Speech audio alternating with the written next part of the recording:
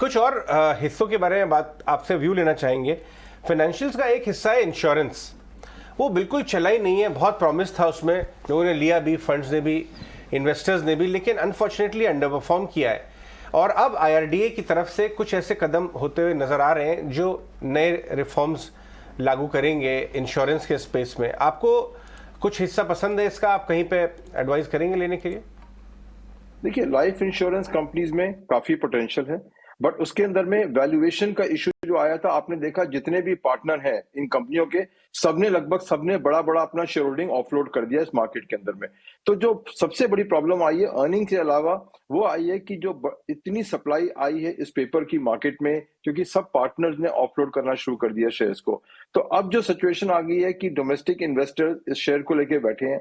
Long gestation period होता है इन companies का, कंपनी में कोई प्रॉब्लम नहीं है, बट प्रॉब्लम इज कि इसमें रिटर्न आने में आपको बहुत टाइम लगेगा। और ये टिपिकली ग्लोबली, इंडिया नहीं, ग्लोबली भी इंस्टीट्यूशनल शेयर होल्डर्स का स्टॉक होता है, जहां पे उनकी कैपेसिटी है 8 साल 10 साल रखने की, जहां पे एवरेज रेट ऑफ रिटर्न उनको 7 से 8% चाहिए। वो इंडिया में वो तो ठीक है, वो इन्वेस्टर ठीक है। आपकी प्रॉब्लम ये इंडिया की कि हमारी अपॉर्चुनिटी कॉस्ट 17-18% है ना। 17-18% रिटर्न कमाने के लिए इंश्योरेंस कंपनी से बहुत मुश्किल होगा आपको। तो दो चीजें देखते हुए कि फॉरेन इन्वेस्टर्स जो पार्टनर थे वो बेच चुके हैं, दूसरा कि इंडिया का जो भी आप कह लीजिए ग्रोथ रेट है, उसके हिसाब से आपका बढ़ेगी, इनकम बढ़ेगी और इंश्योरेंस बढ़ेगा। उसके अलावा उसमें फिर 18% का रिटर्न आना बहुत ही मुश्किल है। इसको छोड़ दीजिए इंस्टीट्यूशन के लिए, इतने सारे आईपीओ हो रहे हैं, इतनी सारी नई कंपनियां आ रही हैं। अब तो नए थीम ढूंढने चाहिए आपको मार्केट में, पुराने थीमों से क्या लेना देना। Jay, it's always a pleasure to have you on the show. पुरानी थीमों से नहीं, आप नई थीम की जिन बात कर रहे हैं, क्या इन नई थीम्स में क्या एफएमसीजी के वो स्पेसेस भी होने चाहिए जहां पर आप इन्फ्लेशनरी प्रेशर अब कूल ऑफ देख रहे हैं? आप सारी सॉफ्ट कमोडिटीज को देखें, वो कूल ऑफ हो चुकी है, क्रूड डेरिवेटिव्स को फायदा मिल रहा है, तो क्या यहाँ पर एक रिन्यूड इंटरेस्ट का केस बनता है, या फिर कोई और थीम जो आप हाईलाइट करना चाहते हैं? देखिए, कंज्यूमर नेम्स के अंदर में दो तरीके की कंपनियां हैं जो 500, 700, 800 करोड़ की टर्नओवर वाली हैं। बेहतरीन कंपनीज हैं, सब low debt, high margin, but turnover उनकी 500-700 है। और सबसे बढ़िया बात, उनकी बहुत डिमांड है एक्विजिशन के लिए। आज आपने देखा होगा, फैशन ब्रांड ले लीजिए, मसाला कंपनी ले लीजिए, एफएमसीजी कंपनी ले लीजिए, बड़ी बड़ी कंपनियों को उनको एक्वायर करने के लिए, चाहे रिलायंस रिटेल एक्वायर कर रही है, चाहे आदित्य बिरला फैशन एक्वायर कर रही है, तो काफी सारी डिमांड है इन कंपनियों की एक्विजिशन मार्केट में।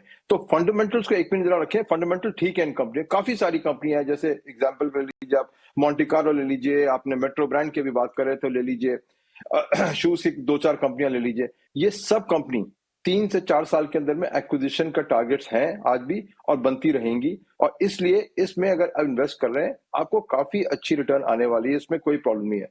जो दूसरा सेक्टर जो आपको चलता हुआ नजर आएगा, वो है हाई वैल्यू कंजम्पशन, जैसे आपने देखा 5 स्टार होटल्स वगैरह, उसके अंदर में आई थिंक डिमांड अभी भी काफी आई, अब थोड़ी स्लैक हो रही है और फिर शुरू होगी, धीरे धीरे ट्रैक्शन आने शुरू होगा इस डिमांड के अंदर में। तो इंडिया का जो सिस्टम है कि जो अपर टीयर कस्टमर्स है, उसका इतना कंजम्पशन कॉम्प्रोमाइज नहीं जितना लोअर टीयर का है। तो जो भी कंपनीज आपकी अपर टीयर को सेक्टर को कैटर करती हैं, वहां पे तो मुझे लगता नहीं प्रॉब्लम आएगी, बट इतनी जबरदस्त नहीं आएगी जो कि नीचे वाली कंपनियों में आएंगी। Economy segment I think worst segment रहेगा फॉर द नेक्स्ट 1 ईयर और सो, बिकॉज इन्फ्लेशन वहां पे कंजम्पशन बहुत खाएगा। आपने पूछा और सेक्टर, आप देखिए जिस दिन गवर्नमेंट नई सरकार आएगी, ये पावर एक्ट पास होगा। ये पावर एक्ट जो आपने अगर किसी ने पढ़ा होगा तो अभी रुक गया है पार्लियामेंट में। ये पावर कंपनीज के लिए इससे बढ़िया लेजिस्लेशन कुछ नहीं हो सकता है। लॉन्ग टर्म है, बट अगर आप पावर प्ले पे रखेंगे अपना नजर, तो आपको अच्छी वैल्यूएशन पे एंट्री करेंगे, आपको आई थिंक इलेक्शन के बाद में काफी अच्छा रिटर्न आएगा। और ये ध्यान रखिएगा कि 18 महीने में हमारे इलेक्शन है, तो अब वो भी आपको थोड़ा सा नजर रखना पड़ेगा उस पर कि अनसर्टेनिटी जो आएगी उसको कैसे यूज करना है।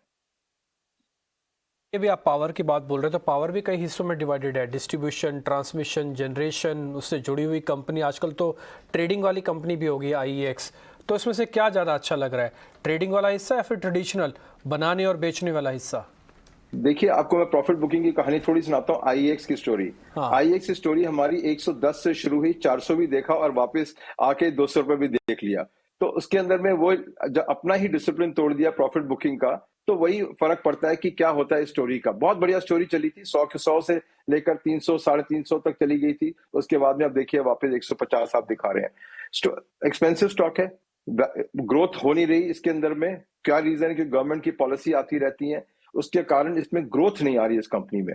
देखिए बेस्ट इन्वेस्टमेंट रही है हमारी, which is nothing to with partly equities, was the investment REITs of the power transmission companies। आपने बोला IndiGrid और पावर ग्रिड इंफ्रा, बेहतरीन रिटर्न की आपकी दो इन्वेस्टमेंट रही है। 100 रुपए का आईपीओ आया था पावर ग्रिड इंफ्रा का, 12 रुपए वो डिविडेंड देता है और आज भी वो 130 रुपए पे बैठा हुआ है। ये 1.5 साल की कहानी है। Same is IndiGrid। सो अगर आपको ट्रांसमिशन एसेट्स है, इनसे बढ़िया दो इन्वेस्टमेंट हमारी इन्वेस्टमेंट है, रिकमेंड नहीं कर रहे, बट हमने 9-9.25% की आज के प्राइस पे डिविडेंड यील्ड है इसके ऊपर में। और अगर इंटरेस्ट रेट गिरते हैं और गवर्नमेंट की पॉलिसी थोड़ी बढ़ती है तो इसकी रिटर्न आपकी और भी अच्छी 9.25% क्वार्टर टू क्वार्टर आपको रिटर्न आ रही है इस कंपनी में। तो ट्रांसमिशन तो आपके बड़ी क्लियरली है, रीट्स अवेलेबल है। पावर जनरेशन कंपनीज को मैक्सिमम बेनिफिट मिलने वाला है इसके अंदर में, बिकॉज जो भी गवर्नमेंट पॉलिसी आएगी वो करेगी pass through of the cost. Pass through of the cost का मतलब है जो भी प्रॉब्लम आई है इन पावर कंपनीज की कोल इंपोर्ट पे, हायर पे, वो उनको एबिलिटी होगी पास ऑन करने की। अगर वो पास ऑन हो गई तो ये सेक्टर तो आपको 17-18%, 20% रिटर्न दे जाएगा आराम से, बिकॉज इसमें भी थोड़ा सा मोनोपोली हो गया है। कंट्री में नए पावर प्लांट लग नहीं रहे हैं। 3 कंपनियों के अंदर में 70% पावर इंडिया की 3 कंपनियां सप्लाई कर रही हैं आज की तारीख में। ऐसे मोनोपोली में आपको बेनिफिट मिलेगा ही मिलेगा आपको। तो पावर सेक्टर में हमारे ट्रांसमिशन में आपके रीट्स है, जनरेशन में आपके पास में 2-3 बेहतरीन कंपनीज हैं। आई थिंक ये सेक्टर और टेलीकॉम जो इकोनॉमी के सेक्टर है, सेफ, साउंड और रिटर्न वर्दी।